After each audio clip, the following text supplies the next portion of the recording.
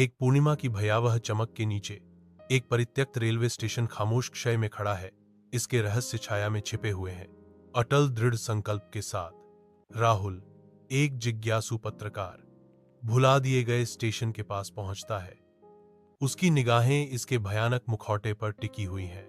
राहुल सुनसान पुराने railway station में कदम रखता है, जहां धूल और मकड़ी के जाले बीते युगों की कहानियां फुसफुसाते हैं। प्रतीक्षा कक्ष में राहुल अकेला बैठा है।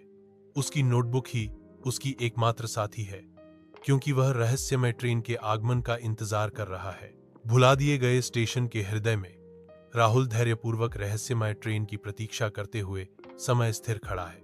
आधी रात के अंधेरे में राहुल को दूर से आती हुई ट्रेन की गड़गड़ाहट सुनाई देती है। वह ट्रैक की ओर दौड़ रहा है।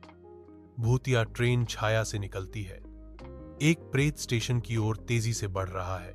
ड्राइवर रहित ट्रेन, काली खिड़कियों वाला एक भूतिया जहाज भयानक रूप से सरकता है।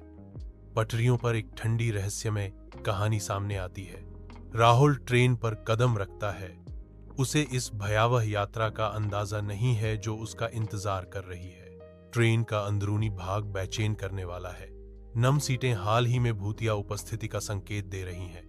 जैसे ही ट्रेन रात में सरकती है, राहुल को एक ठंडी सिहरन महसूस होती है, मानो किसी वैकल्पिक वास्तविकता में प्रवेश कर रहा हो। पुराने रेलवे स्टेशन के उजाड़ विस्तार में राहुल खुद को पूरी तरह से अकेला पाता है। ट्रेन सुबह के कोहरे में गायब हो जाती है। जैसे ही सुबह की रोशनी गंदी खिड़कियों से छेद करती है, धूल के कणों को रोशन करती है, राहुल उठता है।